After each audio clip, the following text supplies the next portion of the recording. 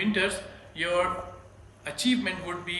د یو سی بلوچستان له لوري د صوبې د مرستیال کمشنرانو غونډه په داسې حال کې رابلل سوې چې روان کال د پاکستان د پولیو تر ټولو زیات مثبت کیسونه په بلوچستان کې ریپورټ شوي دي.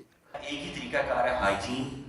غونډې ته د نېشنل یو سی مشر د بلوچستان چیف سیکرټري او د ټولو ضلعو د مرستیال کمشنرانو ترڅنګ د کوټې ډیویژن کمشنر هم راغلی دی. कोटा डिवीजन के अंदर 5 केस یوازې په کوټه ډیویژن کې 15 د پولیو کیسونه ریپورټ شوي دي.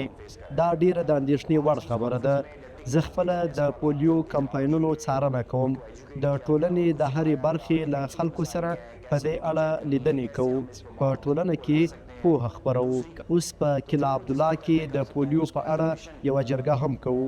زه هیلهمند یم چې دا زموږ هڅې به حتما په ګټه تمامیږي. कोई ना कोई फ़ायदा होगा. د یو سی بلوچستان په دې غونډه کې د ارنایي ژوب شرانی او کلا سیفلا په ګډون د بلوچستان د بیلابیلو ضلعو مرستیال کمشنرانو برخه اخیستې او حکومتي چارواکو هوډ کړی چې په صوبه کې د پولیو وایرس د خپرېدو او د ویکسین پر ضد د منفي تبلیغاتو مخه به د یوې نوې سټراټیژي له لارې نیسي. په دا کال کې په پاکستان کې 14 د پولیو کیسونه شوي دي. په هغه کې 11 کیسونه هغه په بلوچستان کې شوي دي او بیا خاص کر کې د پولیو د کیسو کوم میکسیمم یعنې غټه ریشو چې دا هغه د بڼه مرغه سره په پښتون بلګي ده. خاص کر کې دا ټیم کلا عبدالله، پشین، کوټه او کلا سیفلا، ژوب په دې علاقو کې د پولیو مرض چې دی هغه زیات شوی دی. د دې غټه وجه چې دا هغه دا ده چې زموږ چې کوم خاص کر کې پښتون سیمه ده په دې کې چې د پولیو په باره کې اوس هم ډېر غټ چې د یو مسکنسپشن چې موجود دي. د پولیو اوس هم داخل چې د انکاریان دي او د پولیو کیسونه اکثره په هغه علاقو کې شوي دي چې هلته موږ خپلو بچیانو ته د پولیو کتلې نه وي. माइग्रेटरी पॉपुलेशन से होता है. د بلوچستان د یو سی مشر چې دا غونډه یې رابللې وایي په بلوچستان کې تر بلوڅو د پښتنو ضلع لږ دي. خو البته د پولیو د 11 کیسونو له جملې نه کیسونه په پښتون میشته سیمو کې راغلي دي. یوازې په کلا عبدالله کې 15 ماشومان پولیو شوي دي. لامل یې همدا دی چې په پښتنه ټولنه کې د ویکسین په اړه پوهه او زغم لږ دی. ځینې خلک اوس هم ماشومانو ته قطرې نه ورکوي. ټیم د پولیو په حواله ایمرجنسي سچویشن دی او د پولیو وایرس په آلموست په هر ډسټرکټس کې دی.